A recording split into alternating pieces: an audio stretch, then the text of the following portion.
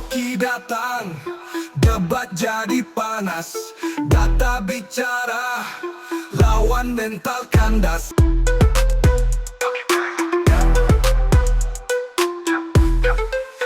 Yo. Teman-teman Kristen, shalom, selamat siang. Tuhan Yesus memberkati kita semua. Sepakat kita katakan, di luar Tuhan Yesus tidak ada keselamatan. Berbicara tentang ciri-ciri nabi dan guru palsu.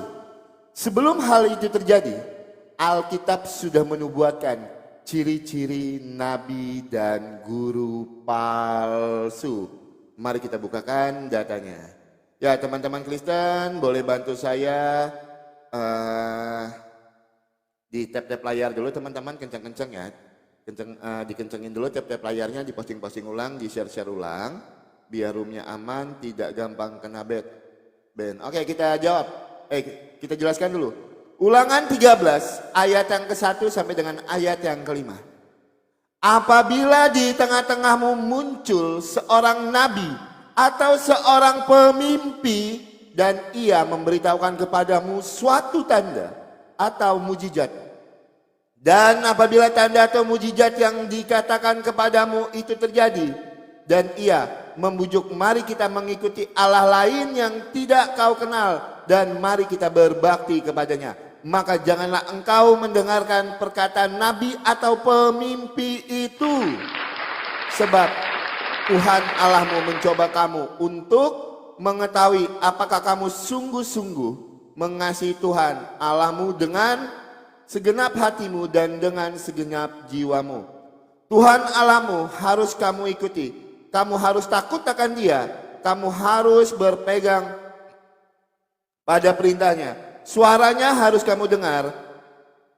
Kepadanya harus kamu berbakti dan berpaut. Ayat yang ke-5, ini poinnya.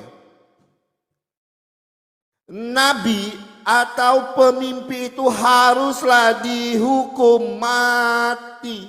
Selamat datang di kebenaran. Ya, kalau kita lihat lagi teman-teman, ciri-ciri nabi dan guru palsu, 2 Petrus 2 ayat yang pertama sampai dengan ayat yang ke-5. Nabi-nabi dan guru yang palsu, sebagaimana nabi-nabi palsu dahulu tampil di tengah-tengah umat Allah, demikian pula di antara kamu akan ada guru-guru palsu. Mereka akan memasukkan pengajaran-pengajaran sesat yang membinasakan. Bahkan mereka akan menyangkal penguasa yang telah menebus mereka. Orang-orang yang menyangkal kalau Tuhan Yesus itu mati disalibkan untuk menghapus kutuk dosa, itu adalah ciri-ciri nabi dan guru palsu. Dan dengan jalan demikian mereka segera mendatangkan kebinasaan atas diri mereka. Siapa yang mati di dalam kebinasaan, silahkan direnungkan. Ayat yang kedua, banyak orang akan mengikuti cara hidup mereka yang dikuasai hawa nafsu, dan karena mereka jalan kebenaran akan dihujat. Siapa orang yang menghujat kalau Tuhan Yesus itu adalah jalan dan kebenaran dan hidup? Itu adalah ciri-ciri nabi dan guru palsu di dalam iman Kristen.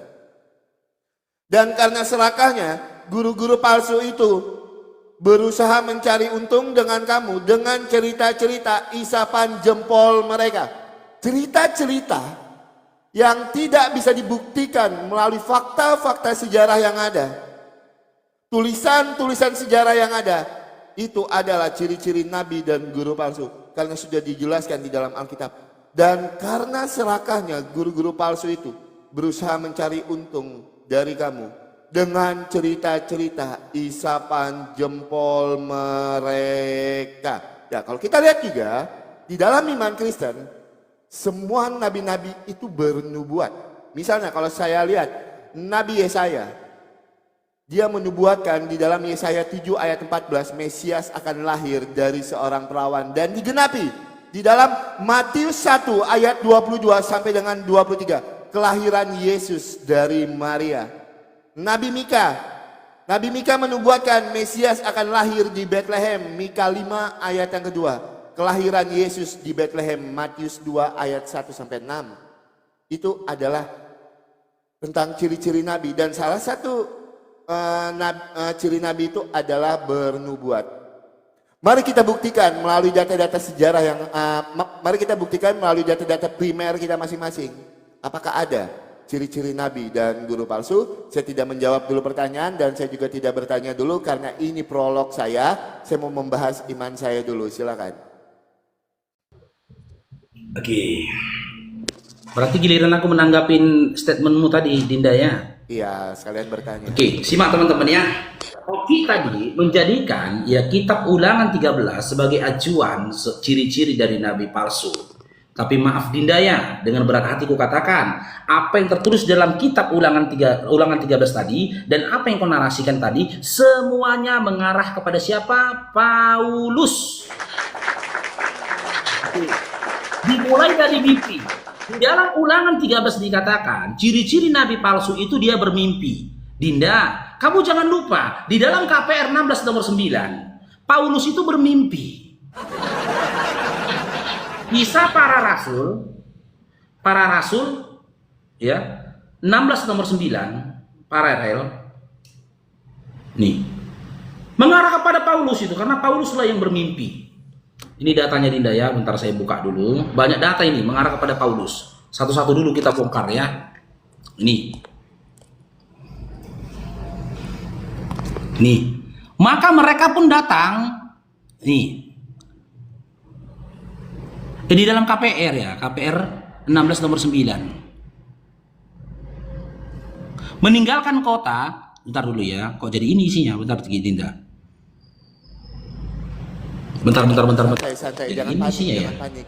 Tarik dulu nafas.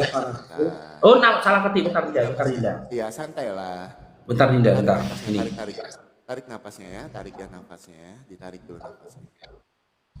Santai.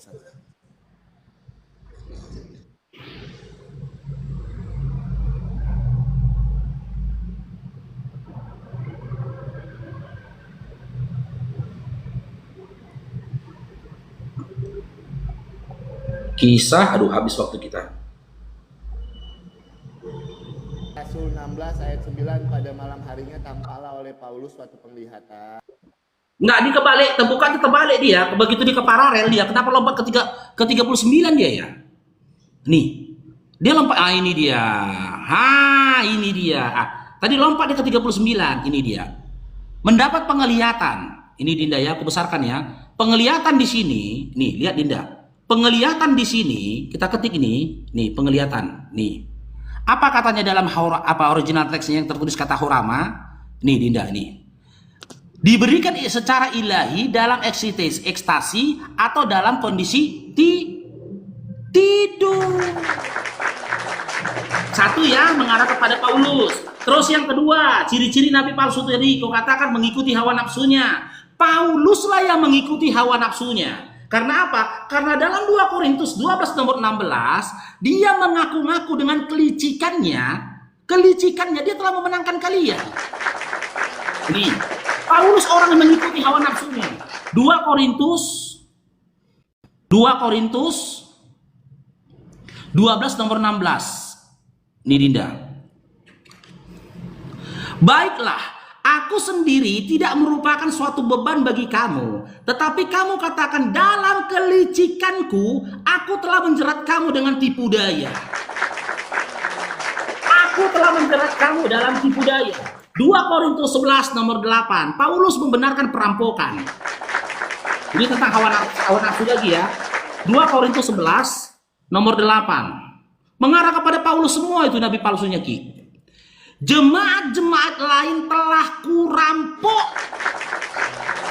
dengan menerima tunjangan dari mereka supaya aku dapat melayani kamu. Nah, yang ketiga, data yang ketiga, ya, dengar Dinda, ya. Ciri-ciri dari nabi palsu, dia mengajarkan untuk menyembah Allah-Allah lain, menyembah kepada Tuhan-Tuhan lain. Musa dalam Ulangan 6 nomor 4 menyampaikan kepada Bani Israel hanya bertuhan kepada Tuhan Allah yang Esa. Yesus dalam Markus 12 nomor 29 mengajarkan hanya menyembah kepada Tuhan Allah yang Esa. Sementara Paulus mengajarkan Tuhan lain. Paulus mengajarkan untuk menyembah kepada Tuhan lain. Siapa itu? Tuhan jadi-jadian yang telah ditetapkannya dalam Roma 14 nomor 9. Paulus lagi itu ciri-ciri nabi palsunya itu. Roma 14 nomor 9. Apa kata Paulus di sini? Sebab untuk itulah Kristus telah mati dan hidup kembali supaya ia menjadi Tuhan. Jadi selamat datang di kebenaran. Sekarang Dinda, kau jawab pertanyaanku tadi di awal Dinda ya. Di antara iman Islam dengan Kristen, siapa yang datang sebagai domba dan memakai nama Yesus? Silakan.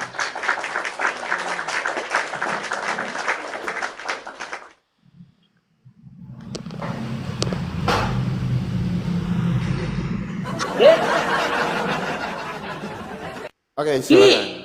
Woi. Kau pikir Ya, tidur kau? teman-teman. Oke, silakan di mute. Sebenarnya Faruk ini dari awal pertanyaan dia ini dia udah kalah kemana-mana. Nanti saya akan buktikan kekalahan dia di mana. Semua data yang dia bawakan, tapi saya mau tanggapi dulu biar ini tidak menjadi framing ya. Oke, kita mau bacakan dulu ya teman-teman ya di dalam 2 Korintus 11 ayat yang ke-8. Makanya jangan suka kutip-kutip ayat. Kalau mau baca itu baca dari ayat ke-7-nya.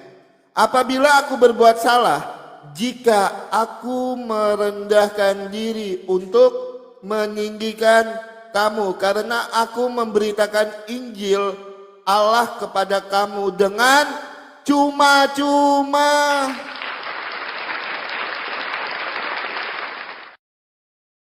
Jemaat-jemaat lain telah kurampok dengan menerima tunjangan dari mereka supaya aku dapat melayani kamu. Dan ketika aku dalam kekurangan di tengah-tengah kamu, aku tidak menyusahkan seorang pun. Sebab apa yang kurang padaku dicukupkan oleh saudara-saudara datang dari Makedonia dalam segala hal. Menjaga diriku supaya menjadi beban bagi kamu, dan aku akan tetap berbuat demikian. Tidak pernah tidak pernah Paulus mengajarkan merampok. Kalau kita lihat di ayat ke-14-nya, hal itu tidak usah mengherankan, sebab iblis pun menyamar sebagai malaikat terang. Ya, itu yang pertama.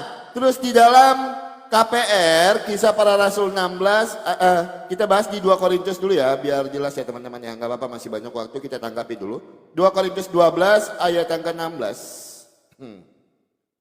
Baiklah, aku sendiri tidak merupakan suatu beban bagi kamu, tetapi kamu katakan dalam kelicikanku, aku telah menjerat kamu dengan tipu daya. Di sini Paulus ingin membantah orang-orang yang memfitnahnya. Jangan kau pelintir-pelintir ayat Alkitab kami, Faruk. Jangan kau pelintir-pelintir. Lihat konteksnya, ini sedang berbicara tentang apa? Kekhawatiran Paulus terhadap fitnahan kepada dia.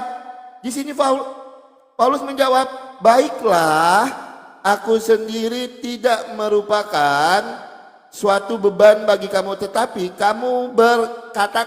kamu katakan, dalam kelicikanku, aku telah menjerat kamu dengan tipu daya. Ini tuduhan terhadap Paulus, Faruk. Ini tuduhan terhadap Rasul Paulus. Oke, pertanyaan, Faruk. Siapa orang-orang yang menyamar seperti domba di dalam Matius 7 ayat yang ke-15? Banyak ya, dari kalangan kekristenan sendiri banyak. Yang tiap hari dia memberitakan nama Tuhan tetapi dia tidak hidup seturut dan sekehendak dengan firman Tuhan.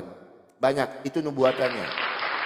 Itu ada di dalam kekristenan. Oke, saya katakan di awal narasi Faruk sudah kalah. Kenapa? Faruk bilang Paulus itu adalah seorang nabi. Kami tidak pernah menganggap Paulus itu seorang nabi, Faruk.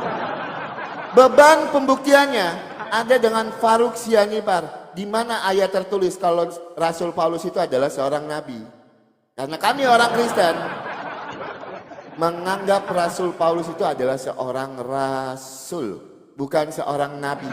Ketika kau memframing kalau Paulus itu adalah nabi palsu, buktikan datanya di mana Kalau Paulus itu adalah seorang nabi.